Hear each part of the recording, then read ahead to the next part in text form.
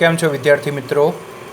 આજે આપણે ધોરણ 12માં પાઠ નંબર 8 કૃષિ ક્ષેત્રમાંથી એક 5 માર્ક્સના પ્રશ્નની આપણે ચર્ચા કરીએ છીએ.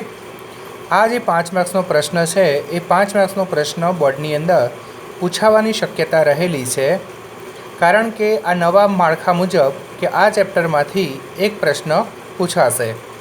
તો આજે આપણે કૃષિ ક્ષેત્રની નીચી ખેત ઉત્પાદકતાના કારણો વિશે ચર્ચા કરીએ છીએ કે ભારતમાં ખેત ઉત્પાદકતા કયા કારણોસર નીચી જોવા મળે છે. તો આની અંદર સૌથી પહેલાં મુદ્દા છે કે ભારતમાં કૃષિ ક્ષેત્રની નીચી ખેત ઉત્પાદકતા માટે 3 પરિબળો જવાબદાર હોય છે. એમાં પહેલું પરિબળ છે સંસ્થાકીય પરિબળ, બીજું છે ટેકનોલોજીકલ પરિબળ અને ત્રીજું છે અન્ય પરિબળો. ફરીવાર કે ભારતમાં કૃષિ ક્ષેત્રની નીચી ખેત ઉત્પાદકતા માટે 3 પરિબળો જવાબદાર છે. એમાં નંબર 1 સંસ્થાકીય પરિબળો, નંબર 2 ટેકનોલોજીકલ પરિબળો અને નંબર 3 અન્ય પરિબળો. તો ચાલો આજે આપણે સંસ્થાકીય પરિબળો, ટેકનોલોજીકલ પરિબળો અને અન્ય પરિબળો વિશે ચર્ચા કરીએ છીએ. તો સૌથી પહેલાં સંસ્થાકીય પરિબળો છે. તો અહીંયા આગળ જે આઝાદી પહેલાંનો જે સમયગાળો છે, એટલે કે 1947 પહેલાં, એ વખતે કે આપણા દેશની અંદર સંસ્થાકીય પરિબળો કેવી રીતે ભાગ ભજવતા હતા. તો એમાં નંબર 1 છે જમીન મહેસૂલ ઉઘરાવવાની પ્રથા. તો હવે કે આઝાદી સમયે 3 પ્રકારની જમીન મહેસૂલ પ્રથાઓ પ્રચલિત હતી. 1 જમીનદારી પ્રથા, 2 મહાલવારી પ્રથા અને 3 રૈયતવારી પ્રથા. તમને પરીક્ષાની અંદર 1 માર્ક્સનો પ્રશ્ન એવો પૂછાય કે આઝાદી સમયે જમીન મહેસૂલ ઉઘરાવવાની પ્રથાઓ કેટલી પ્રચલિત હતી અને કઈ કઈ? તો 3 પ્રથાઓ પ્રચલિત હતી.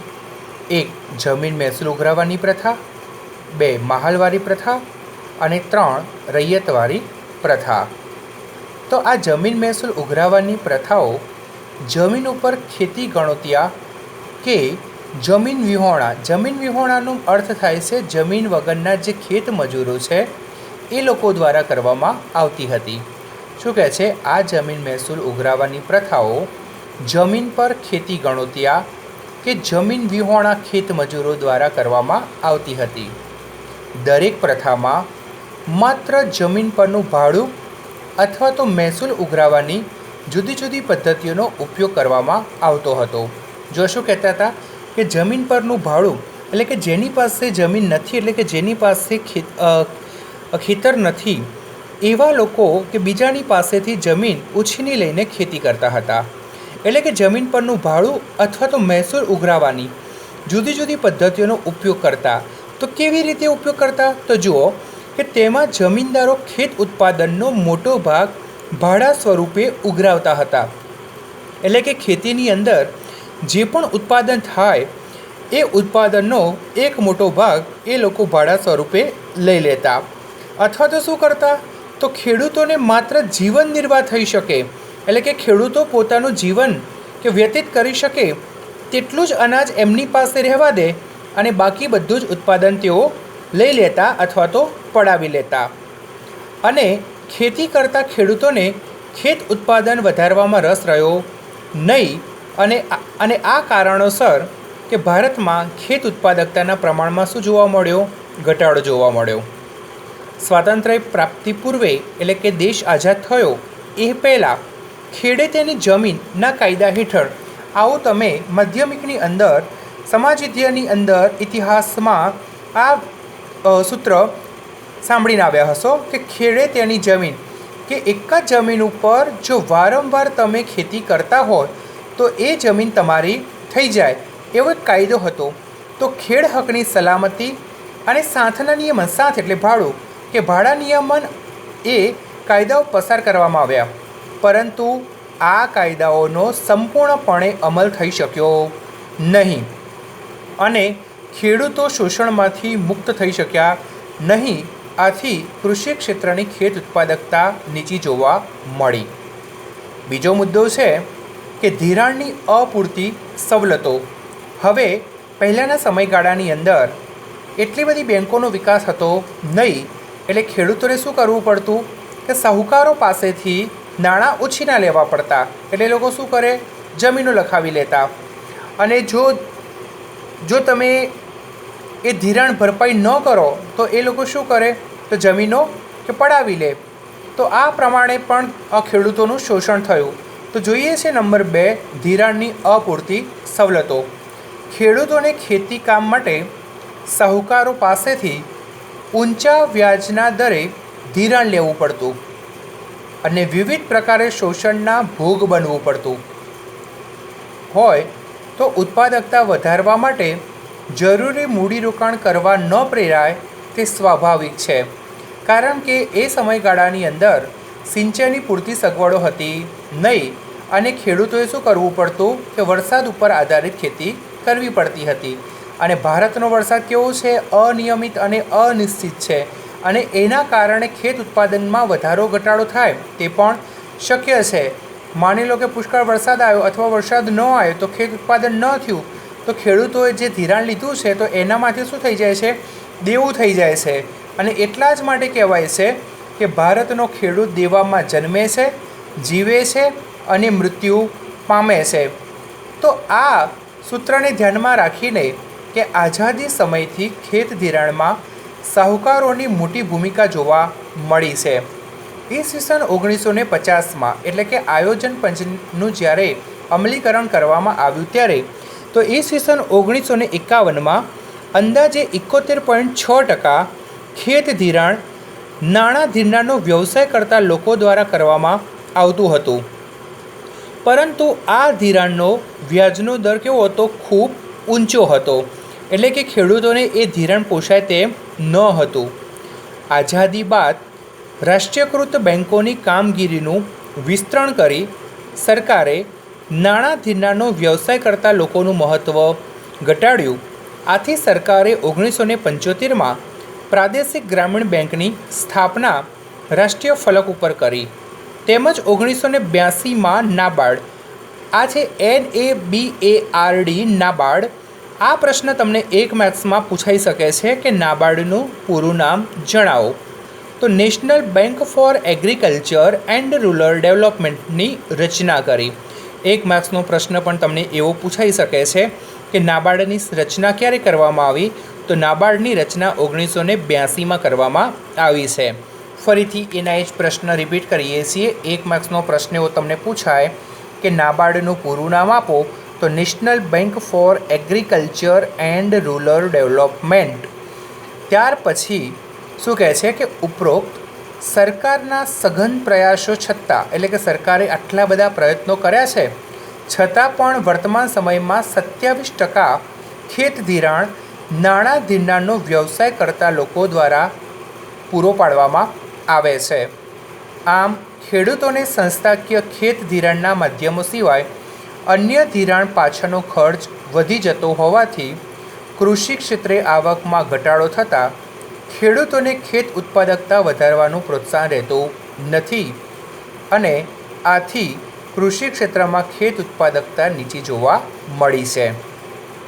ત્યાર પછી આગળ જોઈએ કે કૃષિ પેદાશની વેચાણ વ્યવસ્થા. આજે તમે જુઓ કે દેશ આઝાદ થયો ત્યાર પછી વાહન વ્યવહાર, સંદેશા વ્યવહાર, બેન્કિંગ, વીમા, આ બધી માળખાકીય સેવાઓને કારણે આજે આપણા ભારત દેશની અંદર ઘણા બધા માર્કેટ યાર્ડ પણ અસ્તિત્વમાં આવેલા છે.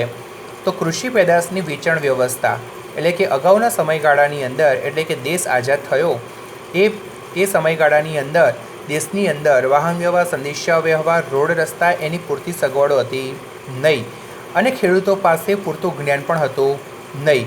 તો જોઈએ કે વિશાળ ભારત દેશમાં અંતરિયાળ ગ્રામ્ય વિસ્તારોના ખેડૂતોને ખેત બજાર સુધી ઉત્પાદન પહોંચાડવા માટે રસ્તા કે વાહન વ્યવહારની સુવિધાઓનો શું હતો? અભાવ હતો.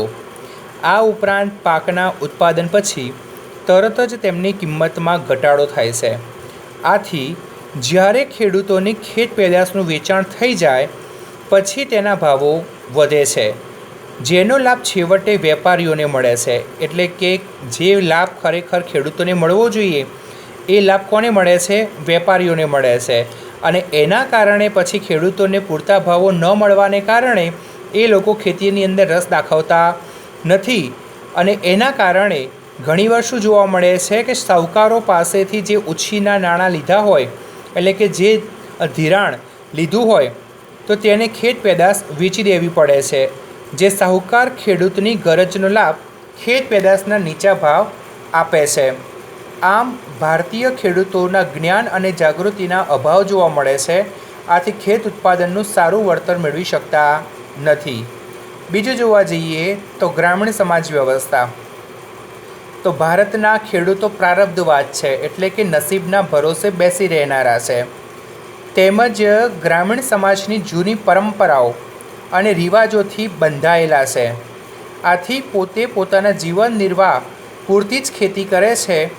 તેઓમાં આર્થિક વિકાસને ઝડપી બનાવવા, કૃષિ ક્ષેત્રનો ઝડપી વિકાસ કરવામાં કે આવકમાં વધારવા કરવાની કોઈ અભિલાષા હોતી નથી. તેથી કૃષિ ક્ષેત્રે ઉત્પાદકતા કેવી રહે છે? નીચી રહે છે. ત્યાર પછી આવે છે ટેકનોલોજીકલ પરિબળ. તો આ ટેકનોલોજીકલ પરિબળ આપણે જોઈએ એ પહેલાં ફરીથી આપણે સંસ્થાકીય પરિબળના મુદ્દા યાદ કરી લઈએ. તમને પરીક્ષામાં માત્ર પ્રશ્ન એવો પૂછાય કે કૃષિ ક્ષેત્રની નીચી ખેત ઉત્પાદકતા માટેના સંસ્થાકીય પરિબળો સમજાવો, તો આ માત્ર 4 જ સંસ્થાકીય પરિબળો તમારે સમજાવવાના રહેશે. કયા કયા છે? તો જમીન મહેસૂલ, ધિરાણની અપૂરતી સવલતો, કૃષિ પેદાશોની વેચાણ વ્યવસ્થા અને ગ્રામીણ સમાજ વ્યવસ્થા. તો આ 4 મુદ્દાને ધ્યાનમાં લઈને તમારે સંસ્થાકીય પરિબળો સમજાવવાના રહેશે. ત્યાર પછી આવે છે ટેકનોલોજીકલ પરિબળ. ટેકનોલોજીકલ પરિબળની અંદર જોવા જઈએ તો ભારતના મોટાભાગના ખેડૂતો હજી પણ પરંપરાગત પદ્ધતિનો જ ઉપયોગ કરે છે અને અજ્ઞાન અને ગરીબી તેમજ ધિરાણ પ્રાપ્તિની મુશ્કેલીને કારણે તેઓ ખેતીમાં અદ્યતન યંત્રો, રાસાયણિક ખાતરો, સુધારેલા બિયારણો, જંતુનાશક દવાઓનો ઉપયોગ વધારી શકતા નથી અને તેને કારણે ખેતીની હેક્ટર દીઠ ઉત્પાદકતા કેવી રહે છે? નીચી રહે છે.